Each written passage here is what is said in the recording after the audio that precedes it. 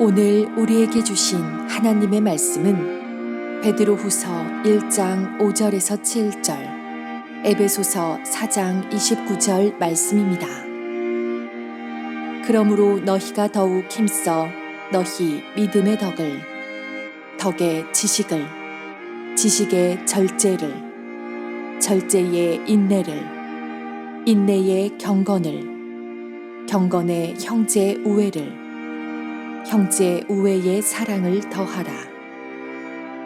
무릇 더러운 말은 너희 입 밖에도 내지 말고 오직 덕을 세우는 데 소용되는 대로 선한 말을 하여 듣는 자들에게 은혜를 끼치게 하라.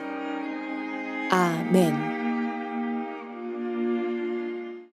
현재 매주일 신의 성품에 참여하라, 우리 올해 주제 말씀을 가지고 말씀을 좀 나눠보고 있습니다. 오늘은 이제 그 네 번째 말씀인데요. 지난주 말씀을 좀 잠깐 반복해 보려고 합니다. 여러분, 신앙생활 중에 우리에게 가장 먼저 필요한 것이 무엇이라고 말씀을 드렸나요? 믿음. 그래도 2부가 좀 낫네요. 1부 때는 전혀 대답이 없었어요. 믿음이에요. 우리가 믿음으로 구원을 받고 또 믿음으로 하늘의 놀라운 은혜를 경험하니 분명 믿음은 우리에게 가장 필요한 것입니다. 특히 어린아이와 같은 믿음이 아니라 장성한 자의 믿음, 장성한 어른의 믿음을 가지고 있다면 인생을 살 때나 신앙생활에 큰 유익을 가져다 줄 거예요. 그럼 어린아이의 믿음과 장성한 어른의 믿음의 차이가 무엇이냐면 히브리서 5장에 보니까 먹는 음식을 통해서 비유로 말씀했어요. 어린아이들은 보십시오. 단단한 음식 먹을 수 있습니까? 그럴 수 없지요. 이제 갓 태어나는 어린아이에게 단단한 음식 줘봐야 소화도 못 시킬 뿐만 아니라 오히려 그런 음식 먹으면 아이들은 탈이 나요. 아프기 마련이지요. 그러나 장성한 어른은 어떻습니까? 여러분들은 그 어떤 음식이라도 다 소화시키지 않습니까? 단단한 음식이라도. 그렇듯이 어린아이의 믿음일 때는 아주 사소한 일로 시험에 들거나 혹은 고난이 닥치면 너무 쉽게 좌절하고 무너지는 것입니다. 그러나 장성한 어른의 믿음을 가진 성도는 매서운 비바람이 몰아치는 시험거리나 고난이 닥쳐도 인간인지라 잠깐은 흔들릴 수 있겠지요. 그러나 그 시험거리나 어떤 인생의 고난을 통해서 내 믿음과 신앙이 꺾이지는 않습니다. 예배가 꺾인다거나 기도가 꺾이질 않아요. 오히려 인생의 고난이 있으면 있을수록 더 십자가 밑에 나오고 주님 품속으로 파고드는 것입니다. 기도하고 예배하고 하나님께 울며 불며 매달리고 결국 그 인생의 문제를 하나님으로부터 해결받는 사람, 바로 이런 분들이 장성한 어른의 믿음을 소유한 자들이에요. 그리고 성경은 우리의 믿음이 바로 그렇게 어린아이를 벗어나 장성한 자의 믿음까지 성장해야 된다고 말하고 있습니다. 오늘 여러분들이 어린아이의 믿음을 벗어나 장성한 어른의 믿음까지 성장되는 역사가 있기를 주님의 이름으로 축원합니다. 자, 그렇다면 여기서 우리에게 한 가지 질문이 있습니다. 여러분, 그럼 믿음만 좋으면 다 되는 겁니까? 믿음만 있으면 다 되는 것입니까? 여러분, 분명 믿음이 우리에게 귀한 것이고 소중하고 필요한 것인 것을 알아요. 그러나 우리의 신앙에, 우리 인생에 믿음은 기본이고 그 믿음 위에 우리는 한 단계 더 나아가는 삶을 살아야 되는 거예요. 그것이 무엇이냐? 한번 따라하겠습니다. 덕스러움. 무엇스러움? 덕스러움. 여러분, 아무리 믿음이 좋아도요, 그의 삶이 덕스럽지 못하다면 그 믿음은 빛을 보지를 못해요. 제가 전에도 예로 드렸던 적이 있었습니다. 제가 부목사로 사역할 때 제 교구에서 섬겼던 집사님 한 분이 계세요. 이분은 믿음이 참 좋아요. 새벽 예배를 한 번도 빠지질 않습니다. 얼마나 열정을 다해 또한 기도하시는지 몰라요. 모든 공예배 참석은 물론이거니와 교회에서 조장, 순장, 또 전도 대장, 또 신방 대원 등 오히려 어떤 의미로 보면 사역자보다도 더 열심과 열정을 다해서 교회를 섬기고 또 사명 감당을 하시는 분이었어요. 또 전도도 매일 전도 현장에 나가 전도해요. 그리고 이분이 1년에 많게는 100명 이상을 전도하고 아무리 적어도 40-50명씩을 전도해요, 1년에. 그래서 항상 해마다 전도왕을 차지할 정도로 그렇게 열심히 전도하는 그런 분입니다. 이런 믿음 좋아요, 안 좋아요? 믿음 좋지요. 그러던 중에 이 집사님의 가정에 남편에게 큰 어려움이 닥쳤어요. 그래서 저도 그렇고 교구 전사님도 그렇고 참 걱정이 됐어요. 우리 집사님이 또 실망하고 낙심하고 또 좌절하면 어떨까? 내가 지금까지 하나님 앞에 열심히 주를 위해 충성하고 헌신한 것밖에 없는데 왜 내 남편에게 이런 고난을 주셨느냐고 오히려 하나님 앞에 원망하고 모든 사명도 다 내팽겨 쳐버리면 어쩔까 이런 염려를 했는데 이건 저의 기류였더라고요. 오히려 이 집사님은요, 남편에게 어려운 일이 닥치니까 40일 금식, 40일 작정 기도를 하시대요. 40일 작정 기도를 하면서 내가 이 문제를 하나님 앞에 반드시 해결받으리라 그런 마음 가지고 40일 작정 기도를 하고 끝내 그 남편의 그 어려운 문제를 여러분 기적으로 바꿔버렸어요. 물론 이분이 바꿨겠습니까? 하나님의 은혜가 이 집사님께 임했던 것이지요. 그럼 그때 받은 그 은혜를 가지고 그 당시에 이 집사님이 너무 그 은혜에 감사해서 몇 억을 하나님 앞에 특별헌금을 드렸어요. 여러분 얼마나 대단한 믿음입니까? 그런데 참 희한한 일이 있어요. 교구 식구들 중에 누구도 이 집사님의 믿음을 존경하지 않아요. 그리고 이분과 친하게 지내려고 하질 않는 거예요. 이유는 무엇이냐면 이분의 삶이 덕스럽지 않기 때문에 그래요. 한 가지 예를 좀 들어볼게요. 한 번은 새가족으로 등록한 성도의 가정에 신방을 갔습니다. 이사 신방을 갔어요. 생애 처음으로 내 집 마련을 했으니 얼마나 기분이 좋겠습니까?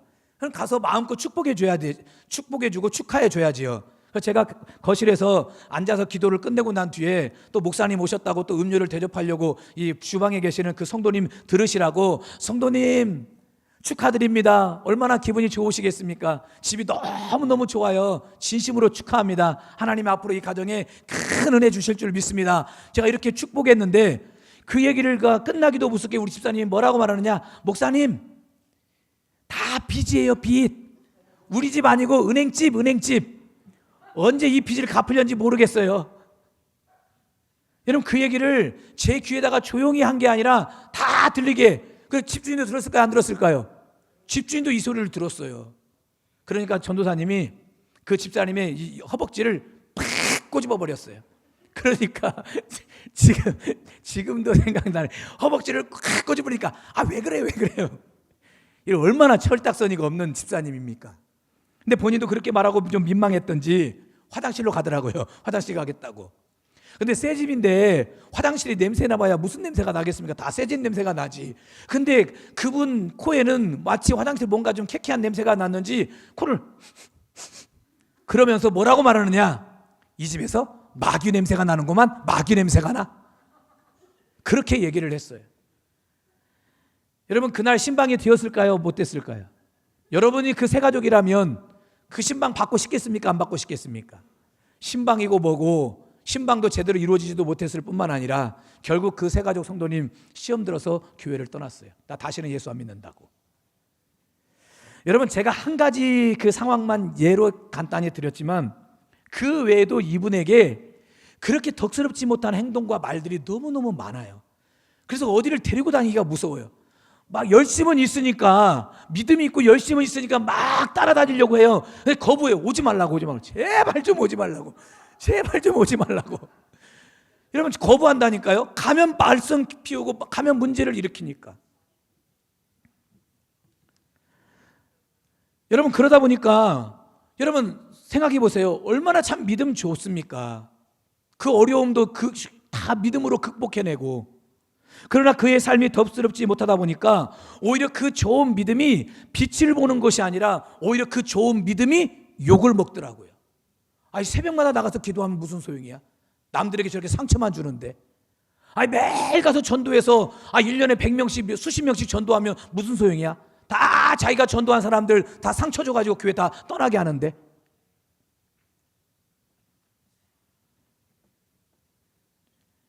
여러분 제가 그 집사님을 보면서 인생을 살면서 신앙생활 중에 덕스러움이라는 것이 얼마나 중요한 것인지 정말 크게 깨달아요.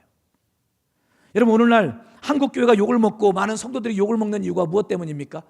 여러분 우리 교회 안에 믿음이 없어서 그럴까요? 우리 성도들에게 믿음이 없어서 그럴까요? 아니요, 교회가 덕스럽지 못해서 그래요. 믿는 자들이 덕스러운 삶을 살아내지 못하니까 믿지 않는 자들에게 욕을 먹는 거예요. 신의 성품이라고 최병남 목사님 쓰신 책을 보니까요, 저 책에 보니까 이 최병남 목사님이 덕을 이렇게 정의를 했더라고요. 덕은 믿음을 쌓는 포장지이다. 하나님을 믿는 믿음을 덕이라는 은혜로운 포장지에 싸서 사람들에게 줘야 사람들이 복음을 듣는다. 여러분, 제가 이 책을 보면서 참 이 말에 아주 크게 공감이 되었어요. 여러분, 아무리 귀한 물건이라도 포장지가 허접해 보세요. 그러면 그 선물 받고 싶은 마음이 듭니까? 그렇질 않아요. 명품도 보세요. 명품. 여러분, 명품 갖고 싶지요? 루이비통 갖고 싶고, 프라다도 갖고 싶고, 샤넬도 갖고 싶고. 여러분, 명품 다 여성분들은 다 갖고 싶을 텐데, 근데 그 아무리 좋은 명품이라도 여러분, 검정 봉지에다가 담아가지고 자, 샤넬이다 하고 갖다 주면 어떨까요? 그 순간은 좀 기분이 좀 그렇지요. 그래서 백화점에서도 명품은 이 포장지도 명품이더라고요. 얼마나 다 멋들어지게 포장을 하는지. 여러분, 그와 같이 내 믿음이 아무리 훌륭하고 내 신앙이 아무리 좋아도 내 삶에 덕이 없으면 그 믿음이 빛을 보지 못하는 것뿐만 아니라 오히려 내 그 믿음이 무엇을 먹어요? 욕을 먹는 거예요. 그래서 성경은 오늘 본문은 우리에게 어떤 말씀을 하고 있느냐? 자, 베드로후서 1장 5절 같이 한번 읽어보겠습니다. 시작. 그러므로 너희가 더욱 힘써 너희 믿음의 덕을 덕의 지식을. 믿음의 무엇을? 덕을 쌓으래요. 여러분, 여기서 믿음의 덕, 우리 한글 성경에는 그 부분이 빠져 있는데 그 헬라어 원문에 보면 믿음의 덕이라는 단어 중간 사이에 전치사 n이라는 말이 들어가 있어요.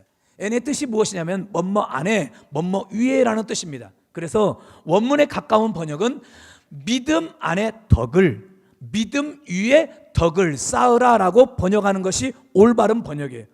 우리의 믿음 위에 무엇을 쌓으라고요? 덕을 쌓으라는 얘기예요. 다시 말해서 덕으로 우리의 믿음을 잘 포장해야 된다는 이야기입니다. 오늘 설교 제목이 무엇입니까? 그래서 믿음 위에 덕의 옷을 입히라 하였어요. 여러분, 오늘 우리 교회가 어떤 교회가 되어야 되겠습니까? 우리 교회는 덕스러운 교회가 되어야 될 줄 믿습니다. 오늘 여러분들은 어떤 성도가 되어야 됩니까? 덕스러운 성도가 되시기를 주의 이름으로 축원합니다. 여러분, 우리 교회가 믿음이 좋고 또 여러분이 믿음이 좋아서 교회 안에서 많은 봉사들을 하고 또 탁월한 능력으로 여러 가지 봉사의 일을 척척 잘 해내도 그 삶에 덕이 없으면, 덕스럽지 못하면 오히려 그런 우리의 봉사와 사명이 때로는 하나님 앞에 영광을 가르는 일이 될 수도 있는 거예요. 그러므로 우린 좋은 성품을 가지고 다른 사람도 배려하며 다른 사람에게 친절을 베풀 줄 아는 그렇게 덕이 있는 교회, 덕이 있는 성도, 그래서 덕스러움으로 주님을 닮는 교회, 주님을 닮는 성도가 되시길 주의 이름으로 축원합니다. 아멘. 항상 지실게, 항상 지실게, 내 맘 바꾸사 하나님 닮게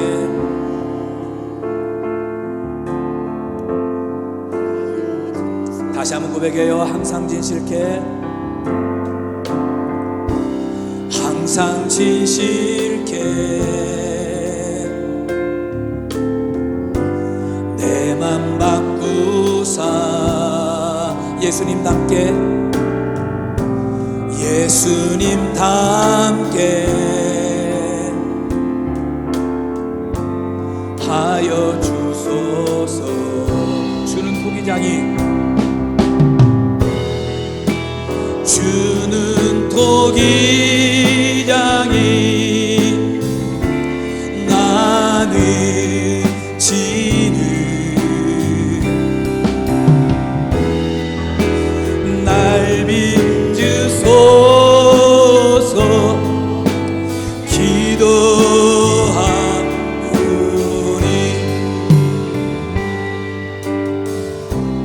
항상 진실게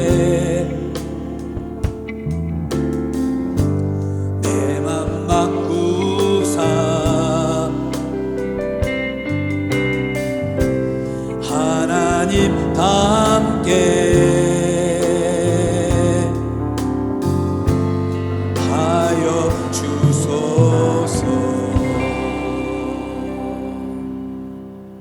자, 그러면 우리의 믿음 위에 어떤 덕의 옷을 입혀야 되느냐?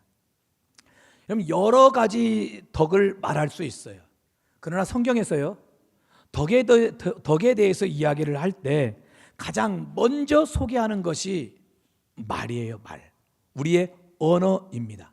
다른 말로 하면 우리의 믿음 위에 말의 덕을 쌓아야 된다는 거예요. 언어의 덕의 옷을 입혀야 된다는 것입니다. 여러분, 말처럼 덕과 밀접한 관련이 있는 것이 없어요. 여러분, 말 한마디로 덕을 쌓기도 하지만 말 한마디로 또 지금까지 쌓아왔던 모든 덕이 무너지기도 하거든요. 그래서 오늘 본문 에베소서 4장 29절에서 뭐라고 말하냐, 같이 한번 읽어볼게요. 시작. 무릇 더러운 말은 너희 입 밖에도 내지 말고 오직 덕을 세우는 데 소용되는 대로 선한 말을 하여 듣는 자들에게 은혜를 끼치게 하라. 덕을 세우는 데 소용되는 선한 말을 해라.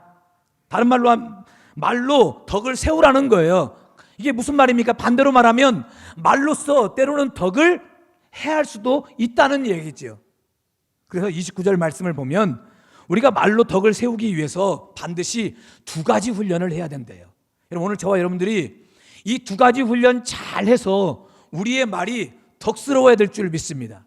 우리의 언어가 덕스러운 언어가 되시길 주의 이름으로 축원합니다. 첫 번째, 어떤 훈련을 해야 되느냐? 더러운 말은 입 밖에도 내지 않는 훈련을 해야 돼요. 또 다른 말로 하면 침묵 훈련을 해야 돼요. 말하지 않는 훈련을 해야 돼요. 자, 29절 앞절만 같이 한번 읽어볼게요. 시작. 무릇 더러운 말은 너희 입 밖에도 내지 말고. 어느 기독교 가정사역연구소에서 이런 설문조사를 했어요. 자녀들이 부모에게 가장 상처받는 말 중에 43%를 차지하는 언어가 있대요.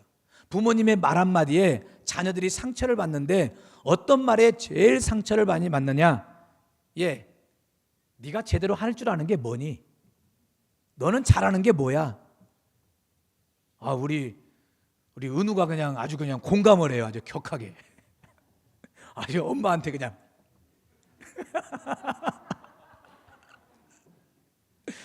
아이들이 가장 상처받는 10명 중에 근 5명 가까운 아이들이 네가 도대체 할 줄 아는 게 뭐야? 네가 잘하는 게 뭐니? 이런 말에 아이들이 상처를 받는데요. 반면에요, 이제 우리는 우리 엄마가 이제 반격할 차례입니다. 잘 반격해 보세요. 반면에 자녀들도 부모님들께 이런저런 이야기를 하겠죠. 그러면 부모님 또한 자녀의 말에 상처받는 말 1위가 무엇이냐? 무려 73%나 차지한대요. 자녀가 하는 이 말에 부모님이 상처받는데 그 말이 무엇이냐면 엄마가 나한테 해준 게 뭔데? 아빠가 나한테 해준 게 뭔데? 여러분, 사춘기 자녀를 두고 있는 부모님들은 자녀를 키울 때 한 번쯤은 꼭 들어볼 만한 그런 말이에요. 엄마가 나한테 해준 게 뭔데? 아빠가 나한테 해준 게 뭔데? 무려 73%의 부모님들이 이 말에 상처를 받는데요. 여러분, 제가 조금 전에 말씀드린 이 통계 자료가 우리들에게 무엇을 말하는 겁니까? 여러분, 자녀는요, 부모님이 내게 용돈을 주지 않아서 그것 때문에 상처를 받는 게 아니에요. 여러분, 부모님은요, 내 생일인데도 불구하고 자녀들이 나한테 생일 선물 하나도 주지 않고 입 싹 닦는, 여러분, 그런 것 때문에 부모님이 상처를 받는 게 아니라 무엇 때문에 상처를 받는데요? 말 때문에 상처를 받는데요. 부모도 자식의 말 때문에 상처를 받고 자식도 부모님의 말 때문에 상처를 받는다는 얘기예요. 그것도 어떤 말입니까? 오늘 본문 에베소서 4장 29절 말씀을 통해 보자면 바로 더러운 말, 다른 사람의 자존심을 상하게 하는 말, 마음에 상처를 주는 말, 수근수근하는 말, 이런 사람과의 관계에서 다 더러운 말들입니다. 또 하나님 앞에서는요, 하나님께 원망하고 불평하는 말들, 하나님 앞에서 낙심하고 절망하는 모든 말들, 이것도 하나님이 보실 때는 다 더러운 말들인 거예요. 이런 더러운 말들로 사람들이, 그리고 하나님이 때로는 상처를 받는 거예요. 그래서 바울은 이런 더러운 말들을 입 밖에 내지 말라는 거예요. 제발 좀 입을 닫고 사는 침묵 훈련을 하라는 것입니다. 여러분, 데이 셰퍼드라는 사람이 3가지 황금문이란 글에서 이런 말을 했습니다. 말하기 전에 3가지 황금문을 지나게 하라. 다 좁은 문이다. 첫째 문, 그것은 참말인가? 둘째 문, 그것은 필요한 말인가? 셋째 문, 그것은 친절한 말인가? 이 3문을 지나왔거든 그 말의 결과가 어찌 될 것인가 염려하지 말고 크게 외쳐라. 여러분, 우리의 말이 어떠해야 되는지를 잘 설명해 주는 글이라고 봐요. 여러분, 내가 무슨 말을 하기 전에 먼저 내가 지금 말하고 싶은 이 말이 진실된 말인지 참말인지 이걸 먼저 생각해 보세요. 여러분, 요즘 우리 사회가요, 가짜 뉴스로 몸살을 앓고 있어요. 유튜브가 워낙에 많이 발달돼 가지고 유튜브에서 가짜 뉴스가 막 판을 치고 있어요. 그냥 던지고 보는 거예요. 아니면 말고. 이런 식으로 가짜 뉴스, 다 거짓말 뉴스, 거짓말들이 판을 치고 있어요. 어떻게 법적으로 제재도 못 하고 있어요. 여러분, 유명 연예인들도 그렇게 일방적으로 터뜨린 가짜 뉴스로 인해서 마음에 큰 상처를 받고 극단적 선택을 하고 자살하기도 하고 그러지 않습니까? 근데 이런 가짜 뉴스가 여러분 세상에서만 난무하느냐? 오늘 우리 입에는 없느냐 이거예요. 오늘 우리가 하는 말에는 가짜 뉴스가 없느냐 이거예요. 거짓말이 없느냐 이겁니다. 여러분, 우리의 입에도 우리의 말에도 가짜 뉴스가 너무나 많아요. 당사자에게 직접 확인되지도 않는 말, 본인한테 직접 들었던 얘기도 아니에요. 그냥 전해 들은 그 말 가지고 이것이 진실인 것처럼 그렇게 생각하고 판단해서 여기저기 막 얼마나 사방팔방 퍼뜨리고 다닙니까? 여러분, 전부 다 가짜 말들 아닙니까? 본인에게 직접 확인해 보셨나요? 그러지 않고 막 일방적으로 막 진짜인 것처럼 퍼뜨리고 다니거든요. 그래서 내가 무슨 말을 할 때 먼저 이 내 말이 진실한 말인지 참된 말인지 이걸 먼저 생각해 보라는 거예요. 그리고 생각해 봤더니 이게 진실이에요. 내가 본인한테 직접 들었어요. 그렇다면 두 번째 문, 이게 필요한 말인가? 이걸 생각해 보래요. 여러분, 사실 우리는 거짓말은 아니지만 불필요한 말들이 우리의 말 가운데 너무너무 많아요. 일명 쓸데없는 말들, 영양가 없는 말들, 너무 그런 말들이 많아요. 그리고 마지막 세 번째로, 그것은 친절한 말인가? 여러분, 사실 참말입니다. 그리고 그 사람에게 꼭 필요해요. 그걸 말을 하고 싶은데 친절이 없다면 절대 그 말을 하지 말라는 거예요. 사실 이런 실수를 누가 가장 많이 하느냐? 부부 사이에서 제일 많이 하는 것 같아요. 부부 사이에서. 아내들이 그러거든요. 여보,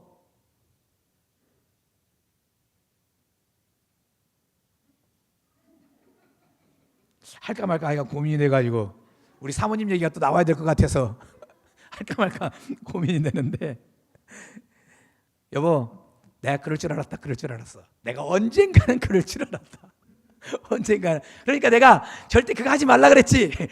그렇게 하지 말라 그랬지. 그렇게 말하지 말라 그랬지. 그렇게 행동하지 말라 그랬지. 내가 언젠가 이 사건이 터질 줄 알았다. 터질 줄 알았다. 우리 집 사모님 얘기 아닙니다. 절대 오해하지 마세요. 이런 분명히 팩트고 사실이고 또 남편에게 필요한 말인데, 그런데 거기에 무엇이 섞였냐? 감정이 섞여 있어요. 친절하지를 못해요. 여보, 내가 언제 당신한테 거짓말한 거 봤어? 당신 내 성격 알지? 나는 참말만 하는 거, 나는 있는 그대로만 말하는 거 알지? 그러니까 당신이 어디 가서 욕을 먹는 거야. 그러니까 당신이 어디 가서 손가락질 맞는 거야. 제발 좀 그러지 마. 여러분, 이렇게 말하면 어떻습니까? 부부싸움 날까요, 안 날까요? 부부싸움 100% 나지요. 여러분, 부부 사이에는 그런 실수가 참 많아요. 분명히 참말이고 아내에게 필요한 말이고 남편에게 필요한 말인데 이 말투가 싸나워요. 감정이 들어가 있어요. 그러다 보니까 툭툭 내던지다 보니까 어떻게 하느냐? 결국 그 말 때문에 아내가 상처받고 남편이 상처받아서 결국 크게 부부싸움까지 번지게 되는 거예요.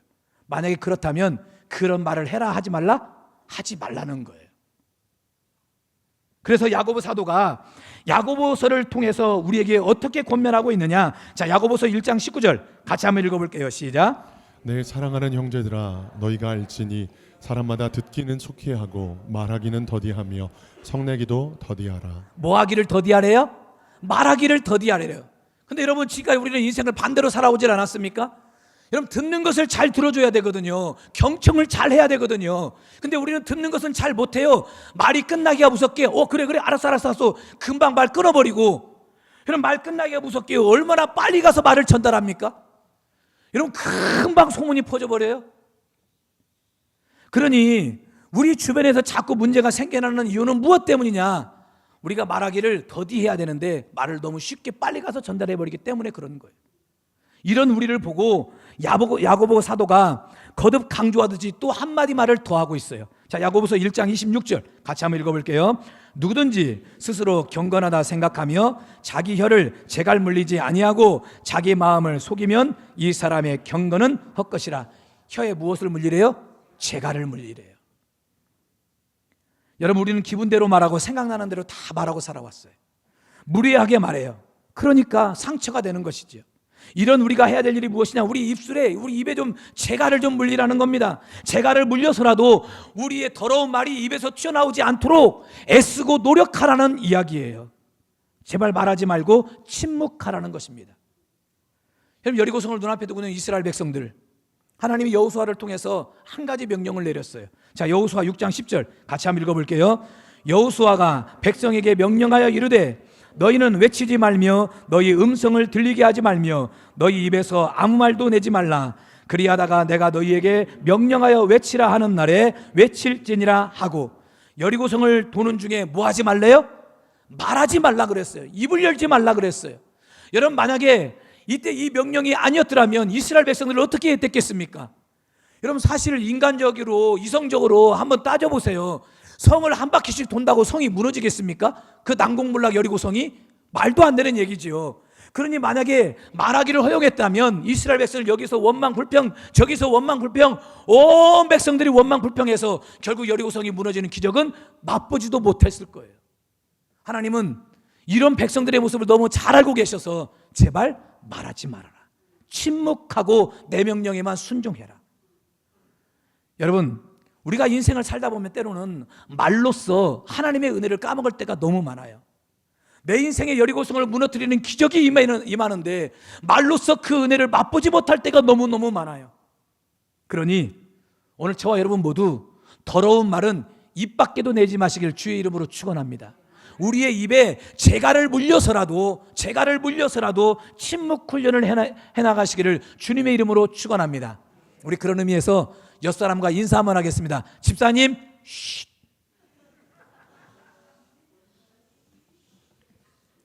하여간 오늘 또 하나 잘 배웠네요. 집에 가서 뭐 말하려고 하면 쉿. 남편이 뭐 말하려고 하면 쉿. 아내가 뭐 말하려고 하면 쉿. 너무 또 그러다가 또 부부싸움 나니까 지혜롭게 하시길 바랍니다. 자, 두 번째, 더러운 말은 입 밖에도 내지 말고 침묵하는 훈련을 해나가지만 반면에 덕을 세우는 선한 말은 많이 하라는 겁니다. 그리고 이 또한 훈련해야 된다는 거예요. 자, 29절 말씀을 다시 한번 읽어볼게요. 시작. 무릇 더러운 말은 너희 입 밖에도 내지 말고 오직 덕을 세우는 데 소용되는 대로 선한 말을 하여 듣는 자들에게 은혜를 끼치게 하라.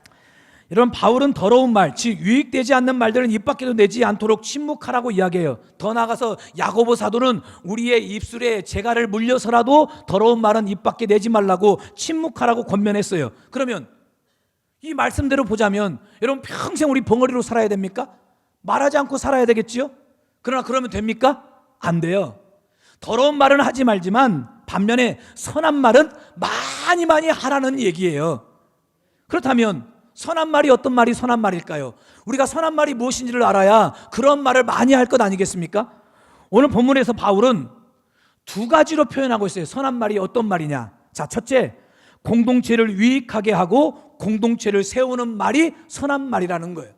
또 다른 말로 하면 나 아닌 다른 사람을 자꾸 세우는 말, 이런 말이 선한 말이라는 거예요. 자, 29절을 다시 한번 읽어볼게요. 시작. 무릇 더러운 말은 너희 입 밖에도 내지 말고 오직 덕을 세우는데 소용되는 대로. 여기서 덕을 세운다라는 말이, 세운다라는 말이 오이코도멘이라는 말이거든요. 근데 이 말의 뜻이 무엇이냐면 집을 세운다라는 말에서 파생되었어요. 근데 이 말은요, 어떤 건축을 의미하는 말로 쓰여지는 말이 아니라 그리스도의 몸인 교회를 세운다는 말로 쓰여지는 표현이 바로 오이코도멘이라는 뜻입니다.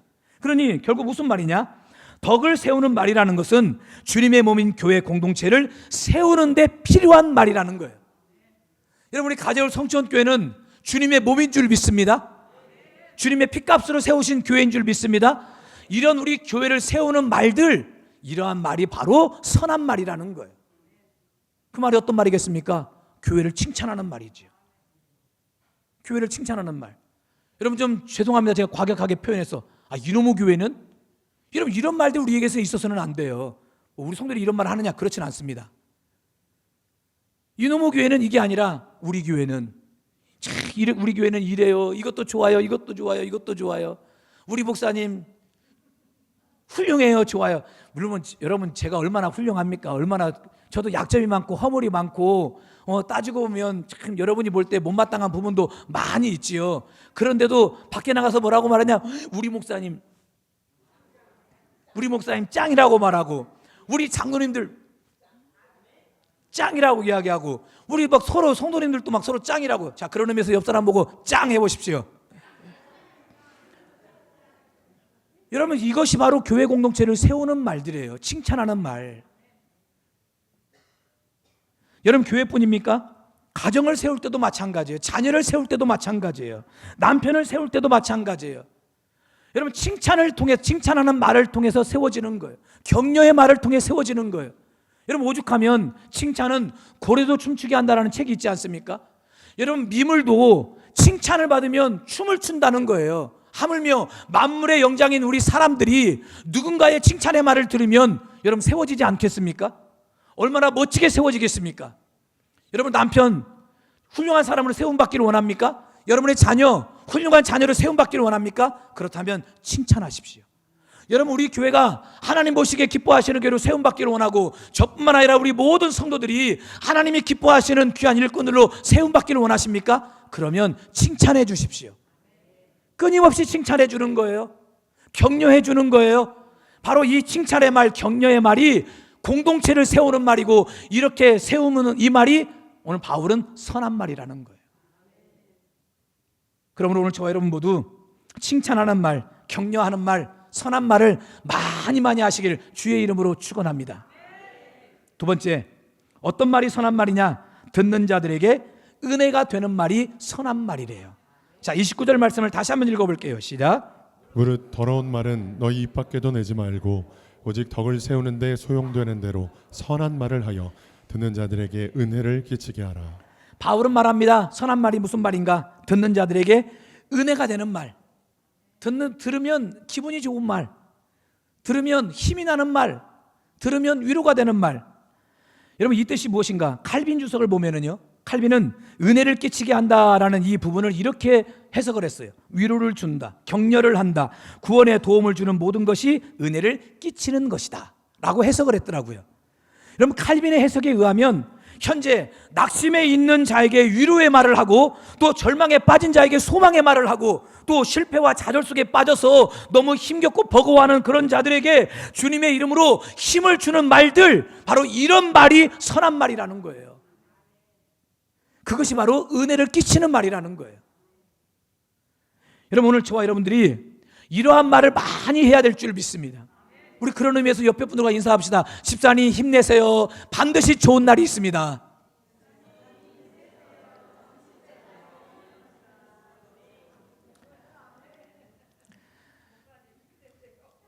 저는 힘이 납니다. 지금도 힘이 너무 넘쳐가지고 설교도 크게 하잖아요. 여러분, 사람을 바꾸는 것은 지적하는 말이 아니에요. 인정하는 말, 선한 말, 칭찬하고 격려하고 위로하는 말, 이러한 말로 사람이 변하더라고요. 여러분, 잔소리로 변했다, 이런 소리 들어보셨습니까? 이런 말 들어보셨어요? 저 지금까지 살면서 잔소리로 변했다는 말은 한 번도 들어보지를 못했어요.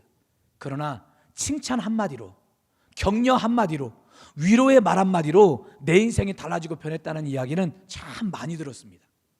그러므로 오늘 저와 여러분들이 어떤 말을 하느냐? 인정하고 칭찬하고 격려하고 축복하는 말, 위로하는 말, 그렇게 남들이 들었을 때 은혜가 되는 말을 많이 하시길 주의 이름으로 축원합니다. 그래서 바울이 골로새 교회 성도들에게 이렇게 말하라고 권면하고 있어요. 자, 골로새서 4장 6절 같이 한번 읽어볼게요. 너희 말을 항상 은혜 가운데서 소금으로 맛을 냄과 같이 하라. 그리하면 각 사람에게 마땅히 대답할 것을 알리라. 소금 같은 말을 하래요. 이게 무슨 말이냐? 맛깔나는 말을 하라는 거예요. 맛깔나는 말, 간이 딱딱 잘 맞는 은혜의 말, 살리는 말을 하라는 것입니다. 오늘 이것이 우리들의 언어 습관이 되어야 될 줄 믿습니다. 초등학교를 다니는 아들이 수학 100점을 맞아왔어요. 수학 100점을 맞아가지고 한 번도 100점 맞은 적이 없는 이 아들이 수학 100점을 맞아가지고 너무 기분이 좋아가지고 막 시험지를 막 흔들면서 막 집으로 막 뛰어오면서 엄마 나 수학 100점 맞았다. 막 이거. 그러면 여러분이 엄마라면 어떻게 대답해야 되겠습니까? 우리 아들 잘했다고 칭찬해야 되지 않겠어요? 그런데 이 엄마는 딱 한마디 합니다. 그럼 영어는 30점 맞았거든요. 수학은 100점 맞았지만 영어는 30점 맞았거든요. 그래서 영어는 말하고 싶진 않은데 엄마가 칭찬을 못 해줄 망정 뭐는? 영어는? 그러니까 애들이 기가 끊기는 거예요. 수학 100점 맞았으면 아버지도 지금까지 해본 일이 없었고 엄마도 지금까지 해본 일이 없고 우리 집안 이전에도 없었고 이후에도 없을 놀라운 기적을 만든 거 아닙니까? 수학 100점? 그러면 그것으로 인해서 아이를 칭찬하고 격려하고 잘했다고 엄마도 이렇게 기분 좋은데 너는 얼마나 기분이 좋겠니? 정말 잘했다. 이런 그렇게 말해야지. 칭찬은 고사하고 영어는? 그러니까 애들이 기가 꺾이는 거예요. 부부 사이는 어떻습니까? 서로의 길을 꺾는 말들이 얼마나 많이 있었습니까? 여러분 소금 언어라고 할 수 있겠어요? 그렇지 않아요. 맛깔나는 언어가 아니에요. 품격 있는 언어가 아닙니다. 여러분 품격이라는 말에 품이라는 한자어를 보니까 이 품이라는 단어가요, 입구가 세 개가 모인 것이 품이라는 단어더라고요. 우리의 인생이 품격이 있고 품위가 있기를 위해서는 무엇의 품위가 있으면 돼요? 우리의 말의 품위가 있으면 되는 거예요. 우리의 말에 품격이 있으면, 다른 말로 하면 소금 언어, 맛깔나는 언어를 하는 거예요. 교회 안에서도 마찬가지입니다. 듣는 자들로 하여금 은혜가 되고 생명이 되고 위로가 되고 기쁨이 되는 말이 넘쳐야 될 줄 믿습니다. 그것이 바로 선한 말이에요. 앞으로 우리 교회 안에는 듣기에 은혜가 되는 말, 힘이 되고 위로가 되는 말들만 넘치게 될 줄 믿습니다. 그런데 오늘 이 설교를 듣고 분명히 그런 결단이 있을 거예요. 그래, 내가 좀 말을 좀 고쳐야 되겠다. 나 이제 참 좋은 말하고 내 남편에게도 아내에게도 격려가 되고 위로가 되고 또 자식에게도 칭찬하는 말을 해야지. 이렇게 결단을 하고 이제 집으로 돌아갔는데 집에 가서 애가 뭐 하고 있느냐? 게임만 하고 있어요. 그러면은 분명히 오늘 설교를 듣고 와서 목사님이 칭찬하라고 해서 내가 잔뜩 우리 아들 칭찬해 주려고 이렇게 저렇게 생각하고 왔는데 게임만 하고 있으면서 엄마가 들어왔는데 들어왔냐고 말도 안 하고 있는 그런 자식 보면 순간 어떤 마음이 들어요? 엄마들은 또 속상하거든요. 너 또 게임하는구나. 또 게임. 으이그 하고 이런 생각밖에 안 들거든요. 분명히 마음속으로는 좋은 말하고 선한 말을 하겠다고 결단하고 다짐하지만 이게 내 결단과 다르게 내 마음과 다르게 이게 잘 됩니까? 안 돼요. 그래서 우리가 예수님의 힘을 빌려야 돼요. 주님의 힘을 빌려야 돼요. 다시 말해 예수님께서 우리의 말을, 우리의 언어를 고쳐주셔야 돼요. 그렇게 예수님께서 우리의 말을 치유해 주시면 우리의 언어에 선한 말이 넘치게 될 줄 믿습니다. 여러분 저는 이런 근거를 마태복음 15장에서 찾아보고 싶어요. 자, 마태복음 15장 29절부터 30절 같이 한번 읽어보겠습니다. 시작. 예수께서 거기서 떠나사 갈릴리 호숫가에 이르러 산에 올라가 거기에 앉으시니 큰 무리가 다리 저는 사람과 장애인과 맹인과 말 못하는 사람과 기타 여럿을 데리고 와서 예수의 발 앞에 앉힘에 고쳐주시니. 여러분 많은 그 환자들, 많은 장애를 입고 있는 사람들이 지금 예수님께 찾아오는데 어떤 자들이 찾아왔다고 이야기하느냐?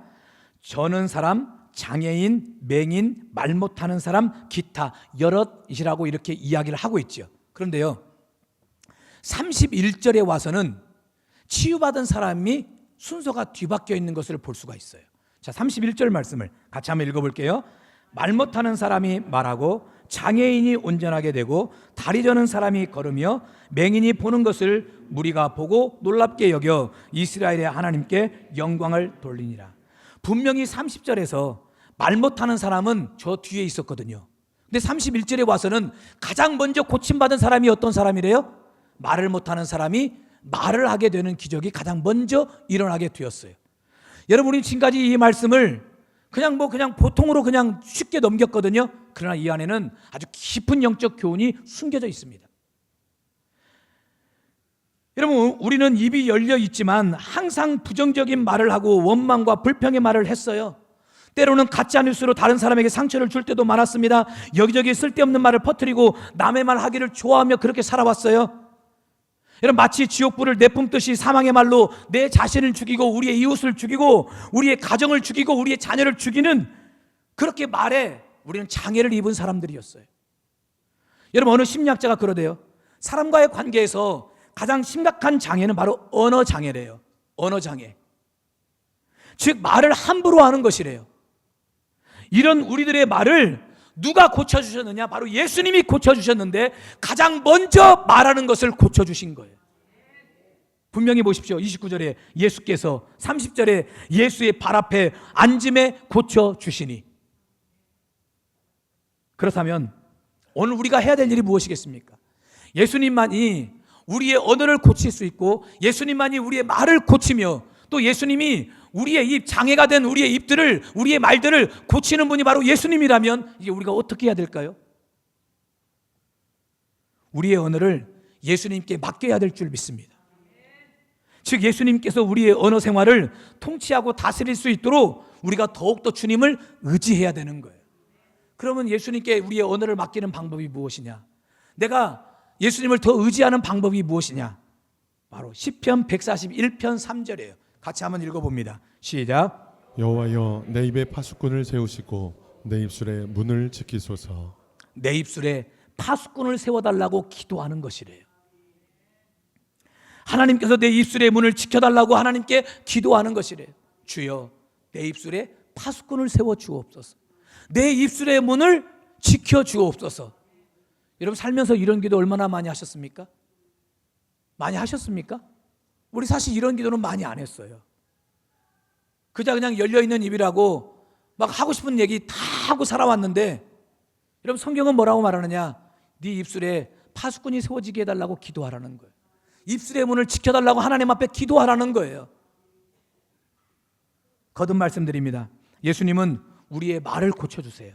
우리의 언어를 고쳐주십니다. 사망의 쓴소리를 생명의 언어로 바꿔주시고 원망과 불평의 언어를 감사의 언어로 바꿔주시는 분인 줄 믿습니다.